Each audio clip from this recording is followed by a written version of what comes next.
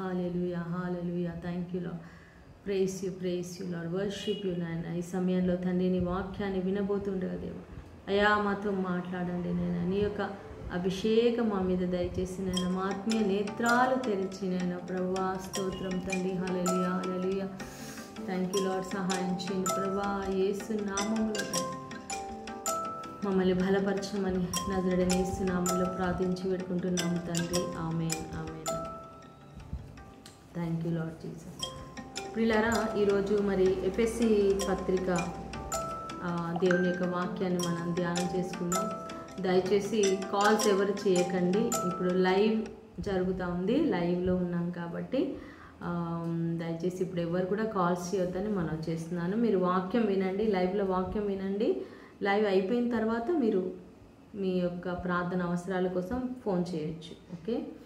ఎఫెసీ పత్రిక 1వ అధ్యాయం 1వ వచనం నుండి, దేవుని చిత్తము వలన క్రీస్తు యేసు అపోస్తలుడైన పౌలు ఎఫెసులోనున్న పరిశుద్ధులకు క్రీస్తు యేసునందు విశ్వాసులునైన వారికి శుభమని చెప్పి వ్రాయినది. సో ఈ లెటర్ ఎవరు రాస్తున్నారు? పౌలు గారు రాస్తున్నారు. మనకి క్లియర్గా అర్థమవుతుంది. పౌలు గారు ఏమంటున్నారు? దేవుని చిత్తం వలన. మనం ఏదైనా కూడా అండి, దేవుని చిత్తం లేకపోతే మన జీవితంలో ఏమీ జరగదు. సో ఈరోజు నీకు ఒక జాబ్ వచ్చిందంటే అది దేవుని చిత్తం వలన వచ్చింది. ఈరోజు నువ్వు ఒక మంచి స్థితిలో ఉన్నావంటే అది దేవుని యొక్క చిత్తము. ఈరోజు నువ్వు దేవుని సేవ చేస్తున్నావంటే దేవుని చిత్తం. ఈరోజు నువ్వు బ్రతికున్నావంటే అది దేవుని చిత్తము. సో ఆయన చిత్తం వలన యేసుక్రీస్తు అపోస్తలుడుగా నేను ఉన్నాను. ఆయన పౌలు గారు చెప్తున్నా, నేను దేవుడి చిత్తంలో దేవునికి మరి అపోస్తలుగా ఉన్నాను. నేను ఎఫెసులో ఉన్నటువంటి పరిశుద్ధులకి విశ్వాసులందరికీ నేను రాస్తూ ఉన్నాను. అయితే ఆనాడు ఎఫెసీలో ఉన్న పరిశుద్ధులకి రాశారు. మరి ఈరోజు ఈ లెటర్ ఎవరికి?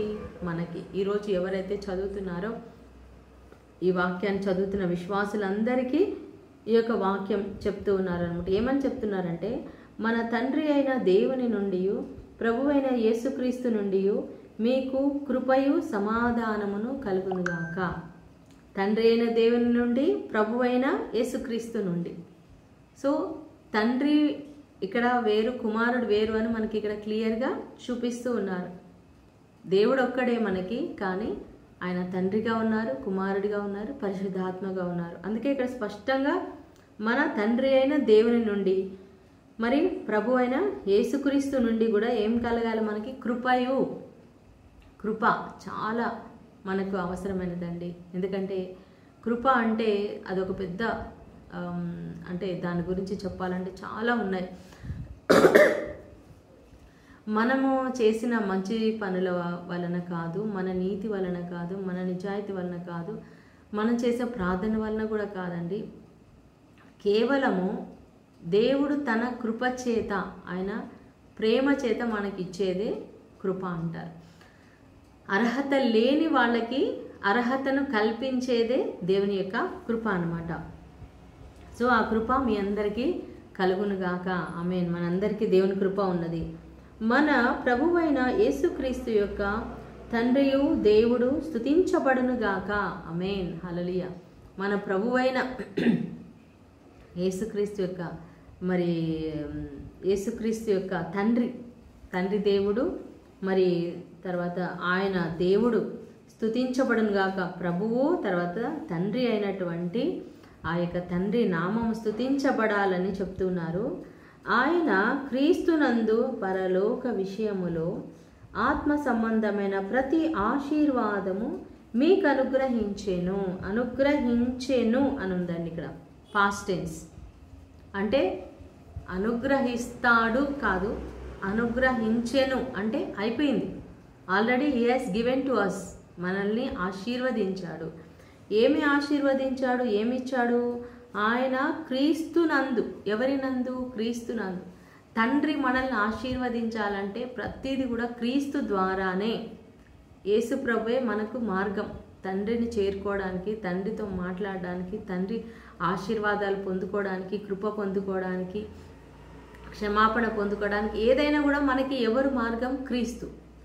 క్రీస్తు జీసస్ లేకపోతే మనం తండ్రిని అసలు చేరుకోలేము. ఎందుకంటే ఆ తండ్రిలో ఉన్నటువంటి, దేవునిలో ఉన్నటువంటి సెకండ్ పర్సన్ జీసస్, ఆయన ఈ లోకానికి వచ్చారు. ఈవెన్ దేవదూతలకు కూడా ఆయన కనిపిస్తున్నారు, మాట్లాడుతున్నారంటే తండ్రి కాదు, కుమారుడే మాట్లాడుతున్నాడు, యేసు ప్రభువే. అందుకే ఆయన దూతలకు కనబడేను అనే వాక్యం మనం చూస్తూ ఉన్నాము. కీర్తన 2లో మరి నేడు నేను నిన్ను కని ఉన్నాను అనే వాక్యం కూడా మనం చూస్తున్నాం. సో దేవుడు యేసయ్యను వాక్కు రూపంలో ఆయన కన్నాడు. నోటిలో నుంచి దేవుడు మాట పలికినప్పుడు ఆయన వాక్కుగా బయటికి వచ్చాడు. ఆ వాక్యే శరీరధారిగా ఈ లోకంలోనికి వచ్చాడు. సో ఆయన క్రీస్తునందు, దేవుడు ప్రభు క్రీస్తునందు పరలోక సంబంధమైనటువంటి అన్ని ఆత్మ సంబంధమైన ప్రతి ఆశీర్వాదం, పరలోక సంబంధమైనటువంటి ఆశీర్వాదాలు అంటే ఏంటి? ఫస్ట్ మనం పరలోకాన్ని పొందుకోవడం, పరలోకంలో చేరడానికి మనకి క్షమాపణ దొరకడం, మనం నీతిమంతులుగా తీర్చబడడం, మనం పరిశుద్ధులుగా మార్చబడడం, పరలోక సంబంధమైనటువంటి వరాలు, భాషావరము కానీ, దేవుని శక్తి కానీ, పరిశుద్ధ ఆత్మను పొందుకోవడం కానీ, ఇవన్నీ కూడా వరాలు, ఆత్మ సంబంధమైన వరాలు అన్నీ దేవుడు మనకు అనుగ్రహించెను. మనం ఎప్పుడైతే యేసయ్యను అంగీకరించామో, ఆయనను మన దేవుడిగా, తండ్రిగా రిసీవ్ చేసుకున్నామో, యేసయ్యను మనం ఆరాధిస్తున్నాము ప్రియులారా, ఆ యేసయ్యలో మనకు అన్ని ఆశీర్వాదాలు వచ్చేసాయి. ఓకే, ఎట్లనగా తన ప్రియుని అందు తాను ఉచితముగా మనకు అనుగ్రహించిన తన కృపా మహిమకు కీర్తి కలుగునట్లు. హల్లెలూయా. చూడండి, ఎట్లనగా తన ప్రియుని అందు, తన ప్రియుడు అంటే ఎవరు? జీసస్. తండ్రి దేవునికి యేసుప్రభు అంటే ఎంతో చాలా ప్రియమైన వాడు. ఆయన యందు తాను ఉచితంగా, మనకి ఏదైనా కూడా దేవుడు ఉచితంగా ఇచ్చాడండి. అనుగ్రహించినటువంటి తన కృపా మహిమకు, దేవుని యొక్క ఆ కృప ఎంత ఉన్నతమైనదో, ఆయనకు మా మహిమకు కీర్తి కలిగేటట్లంట.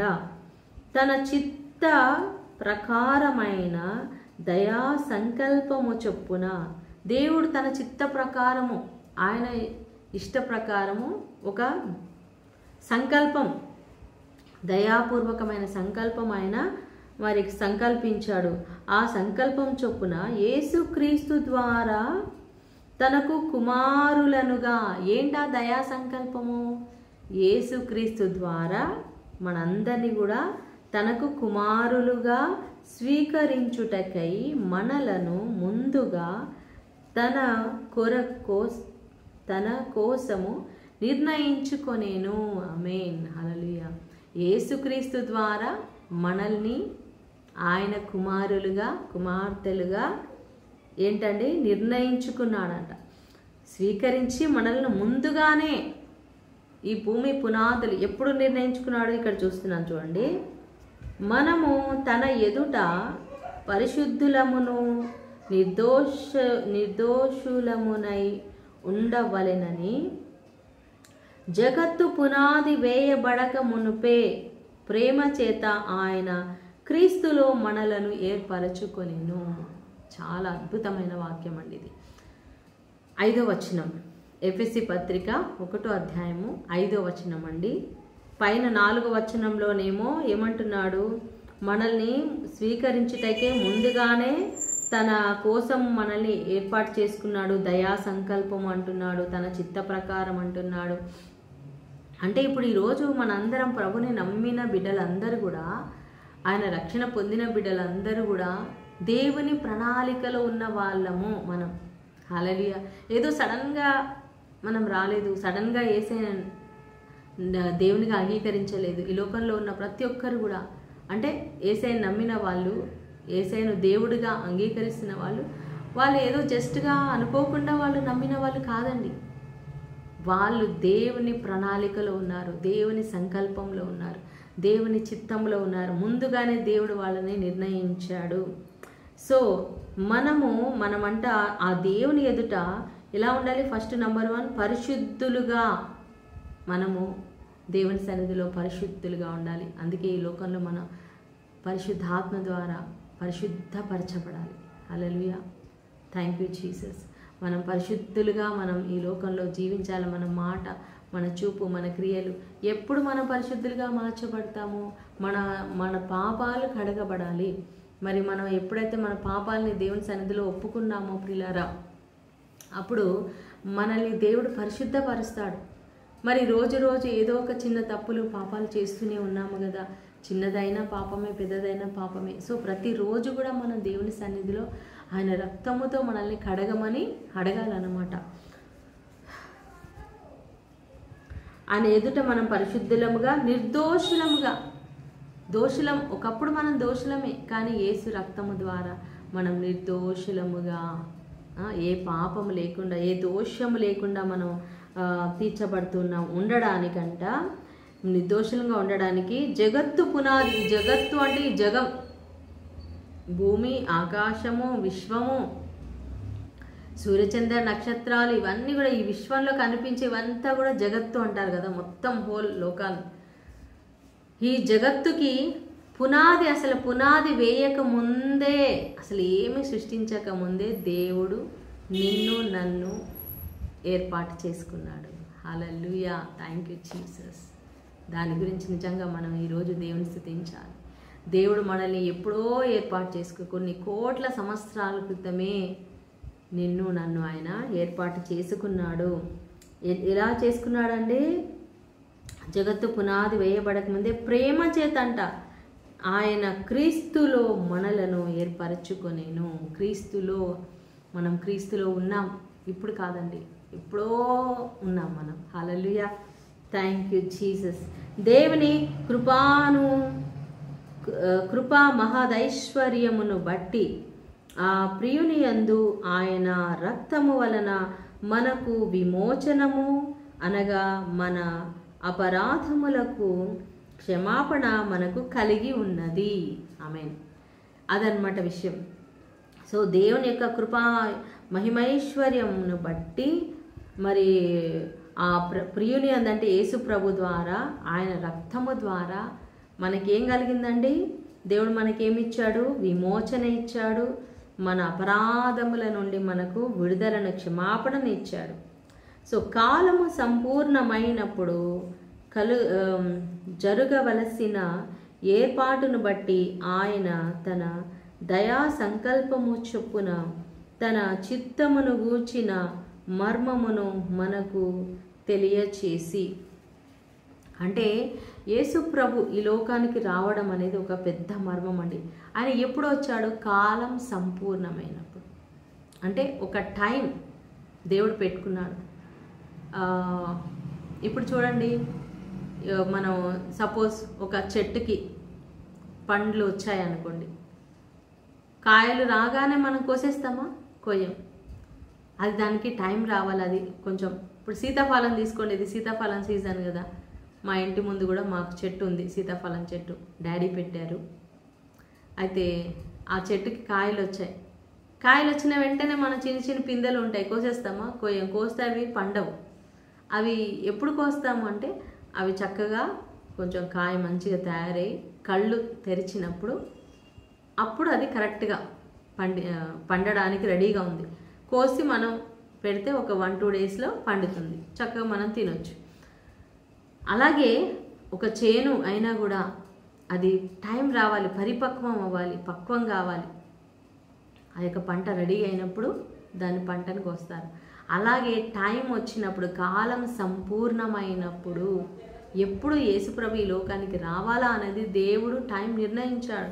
సో ఆ టైము, ఆ కాలం సంపూర్ణమైనప్పుడు ఆయన మరి ఏర్పాటును బట్టి జరగవలసినటువంటి ఏర్పాటును, ఎందుకంటే ఏం ఏర్పాటు, ఏంటి జరగాలి? యేసుప్రభు ఈ లోకంలోకి వచ్చి ఆయన శిలువ మరణము పొందాలి. సో ఆయన తన దయా సంకల్పం చొప్పున తన చిత్తమును గురించిన మర్మాన్ని బయలుపాటు చేశాడు, మనకు తెలియచేశాడు. మనకు సంపూర్ణమైన జ్ఞాన వివేచన కలుగుటకు ఆ కృపను మన ఎదుట విస్తరింప చేశాను. సో ఈ విషయాలన్నీ మనకు అర్థం కావడానికి దేవుడు తన కృపను మనకి ఇస్తున్నాడు. ఆ జ్ఞానాన్ని అర్థం చేసుకోవాలంటే దేవుని కృప కావాలి, దేవుని జ్ఞానం కూడా మనకు కావాలి ప్రియులారా. ఈ సంకల్పమును బట్టి ఆయన పరలోకములో ఉన్నవే గాని భూమి మీద ఉన్నవే గాని సమస్తమును క్రీస్తునందు ఏకముగా సమకూర్చవలెనని తనలో తాను నిర్ణయించుకొనెను. సో దేవుడు ఏం నిర్ణయించుకున్నాడంటే ఈ సంకల్పాన్ని బట్టి, ఏ సంకల్పము? యేసు ప్రభు ఈ లోకంలోకి కరెక్ట్ టైంలో రావాలి, మనందరి కోసం ఆయన మరణించాలి, తిరిగి లేవాలి, మనల్ని విడిపించాలి. ఆ సంకల్పాన్ని బట్టి ఆయన పరలోకంలో ఉన్నవే కానీ కాల్ చేయొద్దంటే కాల్ చేస్తున్నారు. Jesus thank you Lord. Hallelujah hallelujah Jesus స్తోత్రం. హల్లెలూయా స్తోత్రం స్తోత్రం. హల్లెలూయా స్తోత్రం స్తోత్రం రాజా. Hallelujah thank you Lord Jesus. Thank you Lord Jesus. Hallelujah యేసయ్యా పరిశుద్ధాత్మ దేవానికి స్తోత్రం తండ్రి. Hallelujah hallelujah hallelujah. Thank you Lord Jesus. Thank you Lord. Hallelujah hallelujah.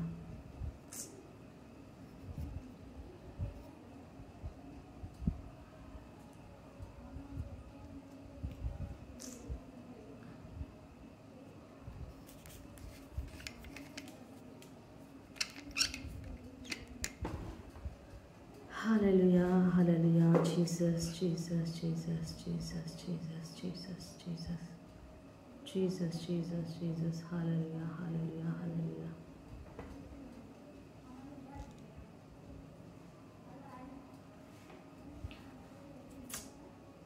Hallelujah, stotram. Thank you, Lord Jesus.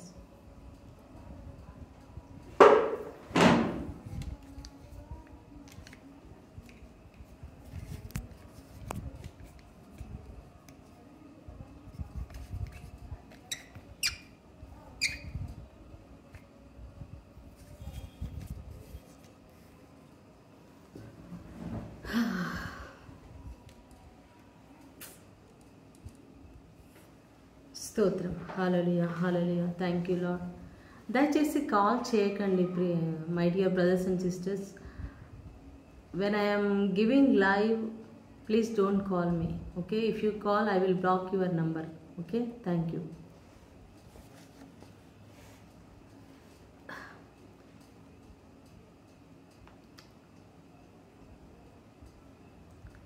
So ఇక్కడ ప్రభు ఏమంటున్నారంటే, మరియు క్రీస్తునందు ముందుగా నిరీక్షించిన మనము తన మహిమకు కీర్తి కలుగ చేయవలెనని దేవుడు తన చిత్త ప్రకారమైన సంకల్పమును బట్టి మనలను ముందుగా నిర్ణయించి ఆయన యందు స్వాస్థ్యముగా ఏర్పరచెను. ఆయన తన చిత్తానుసారముగా చేసిన నిర్ణయము చొప్పున సమస్త కార్యములను జరిగించుచున్నాడు. చూడండి, ఇవన్నీ కూడా దేవుడు మనల్ని ముందుగానే ఏర్పాటు చేసుకొని ఆయన ముందుగానే మన కోసము ఏదైతే సిద్ధపరిచి ఉంచాడో తన చిత్త ప్రకారము ఆ కార్యాలన్నీ కూడా జరిగిస్తున్నాడంట.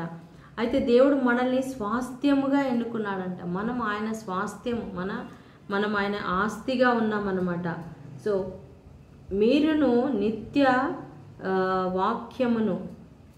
సత్య వాక్యమును అనగా మీ రక్షణ సువార్తను విని క్రీస్తునందు విశ్వాసముంచి వాగ్దానము చేయబడిన ఆత్మచేత ముద్రించబడితిరి. ఇప్పుడు మనందరం కూడా యేసు ప్రభు యొక్క సువార్తను విని, వాక్యాన్ని విని, నమ్మి బ్యాప్టిజం తీసుకొని మన రక్షణ పొందుకొని పరిశుద్ధాత్మను పొందుకున్నాం. కాబట్టి ఇప్పుడు ఆ పరిశుద్ధాత్మ చేత మనం ముద్రించబడ్డాం అన్నమాట. అంటే స్టాంపు వేయబడ్డాం, మనం దేవుని బిడ్డలమని స్టాంపు వేయబడ్డాం. దేవుని మహిమకు కీర్తి కలుగుటకై ఆయన సంపాదించుకొనిన ప్రజలకు విమోచనము కలుగు నిమిత్తము ఈ ఆత్మ మన స్వాస్థ్యముగా సంచకరువుగా ఉన్నాడు. ఏంటంట? దేవుని మహిమకు కీర్తి కలగడానికి. మనల్ని దేవుడు ఎందుకు ఎన్నుకున్నాడండి? మనం దేవుని మహిమకు కీర్తి కలిగించాలి, దేవుని మహిమపరచాలి మనం.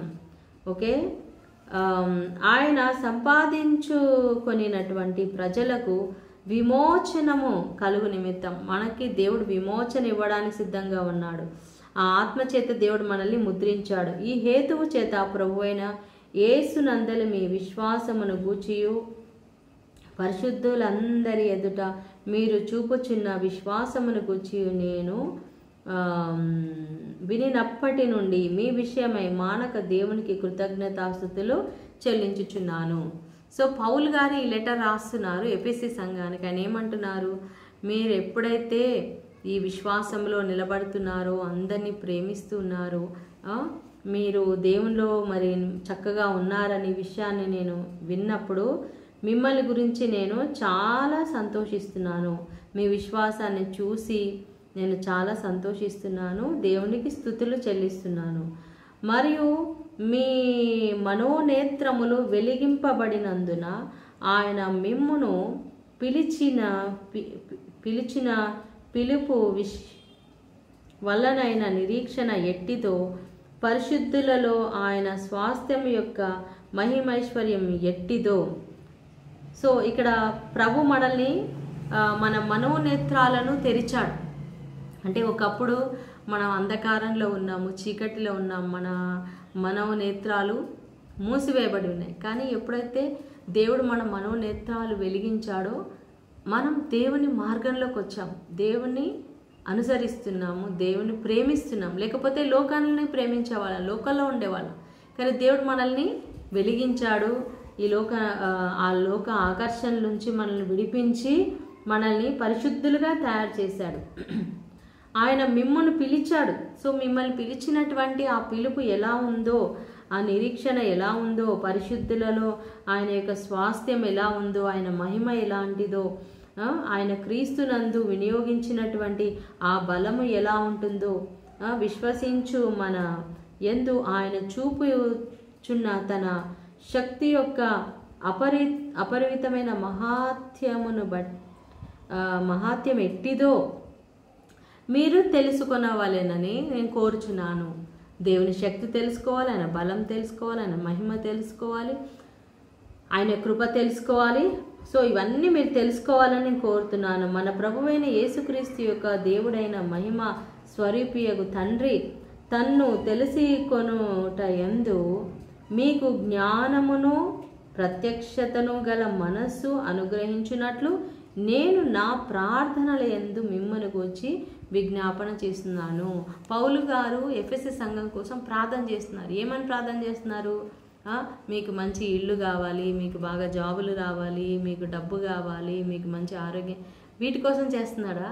దేనికోసం చేస్తున్నాడు? మీరు ఆ దేవుని గురించిన జ్ఞానంతో నింపబడాలని, ఆ దేవుని చిత్తం తెలుసుకోవాలని, ఆ దేవుని ప్రణాళికలో మీరు ఉండాలని, మీరు ఎలా ఉండాలి? ఆ ప్రభు అయిన యేసుక్రీస్తు దేవుడైనటువంటి మహిమ స్వరూపియగు తండ్రి ఆయన్ని తెలుసుకోవాలి. తండ్రిని తెలుసుకునే జ్ఞానం మీకు కలగాలి, ప్రత్యక్షత మీకు కలగాలని నేను మీ కొరకు మానకుండా ప్రార్థన చేస్తున్నాను. ఆయన ఆ బలాతిశయము చేత క్రీస్తును మృతులలో నుండి లేపి, దేవుడు ఎంతో బలముతోటి యేసు ప్రభుని మృతులలో నుండి, మరణం నుండి లేపాడు. సమస్తమైన ఆధిపత్యము కంటే, అధికారము కంటేను, శక్తి కంటేను, ప్రభుత్వము కంటేను ఈ యుగమునందు మాత్రమే కాక రాబో యుగమునందును పేరు పొందిన ప్రతి నామము కంటేను ఎంతో హెచ్చుగా పరలోకమందు ఆయనను తన కుడి పార్శ్వమున కూర్చుండబెట్టుకొని ఉన్నాడు. హల్లెలూయా. తండ్రి దేవుడు యేసుప్రభుని ఏం చేశారు? ఈ లోకంలో ఉన్న అన్ని అధికారాల కంటే, రాజుల కంటే, ప్రధానుల కంటే, ఈ లోకంలోని భూమి మీదనే ఉన్నటువంటి అన్ని శక్తుల కంటే యేసుప్రభుని లేపి అందరికంటే ఉన్నతముగా తన కుడి పార్శ్వములో ఆయన కూర్చొని పెట్టుకున్నారంట. Praise the lord. మరియు సమస్తమును ఆయన పాదముల కింద ఉంచి, ఆమేన్. దిస్ ఈస్ ద చాలా ఈ అధ్యాయం చాలా పవర్ఫుల్ అండి. ఎఫెసిక పత్రికలే కానీ ఫిలిప్పీ అన్ని పత్రికలు అండి. మనం ఇప్పటి నుంచి అన్ని కూడా చాలా ముఖ్యమైన పత్రికలు మనం ధ్యానం చేసుకుందాము. ఎందుకంటే మరి ఇలాంటి వాక్యాలు మనం ధ్యానించినప్పుడే మనకి చాలా ఆత్మలో మనం బలం పొందుకుంటాము. సో ఇక్కడ ఏమంటున్నాడు పౌలు గారు, థ్యాంక్ యూ లార్డ్ జీసస్, మరియు సమస్తమును ఆయన పాదముల కింద ఉంచాడు. సమస్తమును, ఈ లోకంలో ఉన్న ప్రతి ఒక్కటి కూడా ఎవరి కింద ఉన్నాయండి? యేసు పాదాల కింద ఉన్నాయి. ఇప్పుడు ఆ యేసు ఎక్కడ ఉన్నాడు? నీలో ఉన్నాడు. అంటే సమస్తం ఎవరి పాదాల కింద ఉన్నట్టు? నీ పాదాల కింద ఉన్నాడు. యేసుప్రభు నీలో ఉన్నాడు. కాబట్టి సాతానుడు యేసుప్రభు పాదాల కింద ఉన్నాడంటే ఇప్పుడు యేసుప్రభు నీ పాదాలను వాడుకొని నీ పాదాల కింద సాతాను ఉంచుతాడు. ఆమేన్.